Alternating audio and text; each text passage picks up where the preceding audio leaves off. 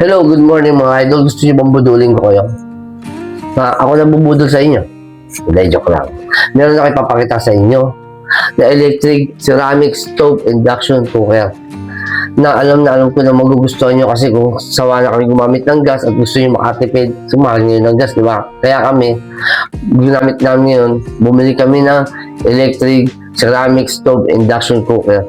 Na yun ang ginagamit ng mother ko ngayon, ginagamit namin ngayon. At sobrang nakakatipid kami sa kuryente.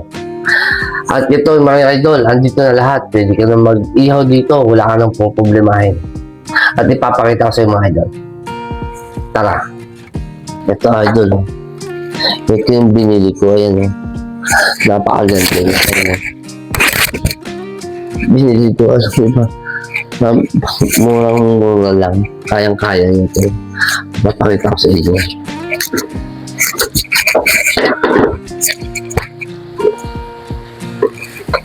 Testing natin kung paano siya gumagana. Ito, yan. Siyempre,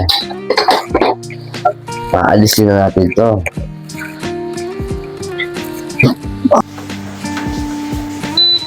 Oh. Ito mga idol, tinesting na natin siya.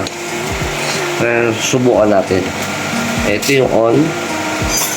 Yan, on mo siya. Ngayon kung magpiprito ka ng prito, mag-barbecue ka, magsushoot ka, yan. Tapos hot pot, may timer din siya. Ngayon, pag naka-on ka na, bawa sa soup, yan. On mo muna pala, on muna natin. Tapos, soup. Ngayon, sisimula na yan, iinit na siya. Ito yun yung adjustment niya. Pwede mo siyang hinaan. Yan. Pag gusto mong hinaan, pag gusto mong lakasan, yan. Doon na bahala magsiset. Ayan siya, makikita mo siya, umiinit siya mga idol. Tapos meron siya dito, may pan siya dito. Ayan, nakita nyo na idol. Ako, legit na legit. Kaya kung naghahanap ka ng electric stove induction cooker, eto na ang happy mo mga idol. Legit na legit at mura-mura lang. Kaya-kaya mo itong matipid pa sa kuryente. Kaya kung gusto mo, click mo lang dyan sa yellow basket ko. Sa gustong bumili pala, andyan sa yellow basket, click mo lang.